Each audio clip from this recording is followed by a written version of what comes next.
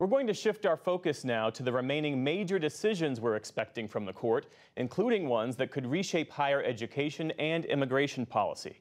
For that, we turn to the NewsHour's Supreme Court analyst, Marcia Coyle. Thanks for coming in. My pleasure, Jeff. So we've got a handful of big cases left. Many see the most significant one being the affirmative action case, which centers on whether colleges and universities can continue to consider race as part of their admissions decisions. Remind us who brought this case and what core arguments are the justices weighing? Well, this case really is the project of one person, Ed Blum, who has been fighting racial preferences of all kinds for a long time. And what he does is, he's not a lawyer, but he goes out, he finds someone to challenge the preference. He hires the lawyers, pays the lawyers. He was behind the court's major decision striking down a key section of the Voting Rights Act in 2013. And he created the organization, Students for Fair Admissions, that brought the challenge to the Harvard admissions policy and the University of North Carolina's admissions policy. So they got to the Supreme Court, and the charge is that these two colleges are discriminating against whites, Asian Americans, and Native Americans. Harvard in particular, discrimination against Asian Americans. The lower courts found against them after really detailed trials and looks at the policies involved. But they came back to the Supreme Court, and this time they're asking the court to basically throw out the key precedents that have upheld the use of race as a factor in a holistic examination of each applicant to the college. We are also expecting a ruling on President Biden's student loan forgiveness plan. It's worth noting that 1 in 5 adults has student loan debt, and 92% of student loans are through the federal government. There was a question as to whether the plaintiffs in this case had legal standing. How might that affect the outcome? This is a very serious question. The states that have brought the challenges, they're red states led by Republican governors, and 2 individuals who've brought a separate challenge. Whether they actually have what the court requires for standing, and that is a concrete injury.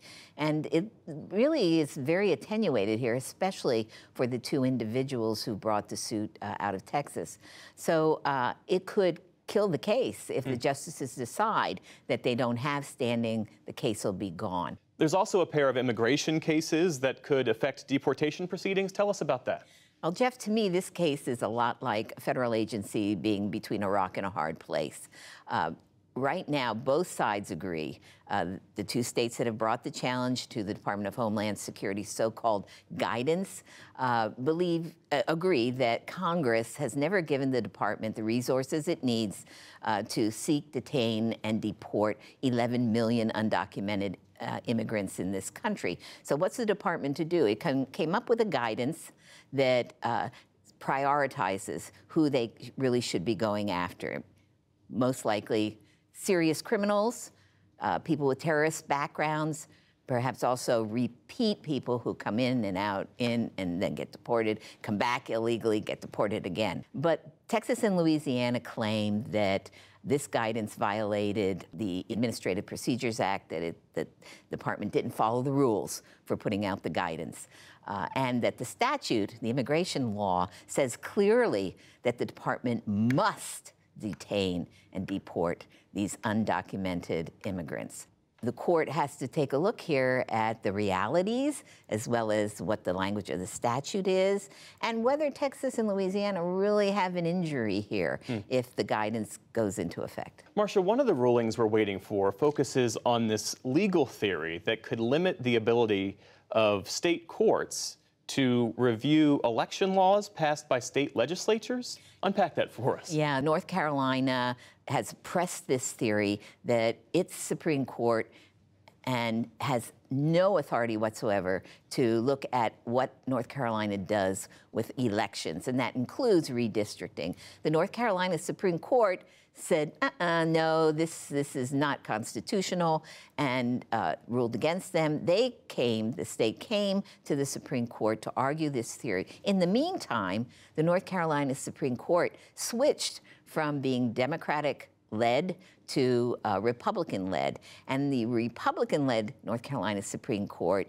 reversed the ruling of the Democrat-led Supreme Court. So the U.S. Supreme Court has a bit of a mess on its hand to decide whether this case is moot and should be dismissed, or whether it should continue and rule on the merits, because this theory may come up again at some point.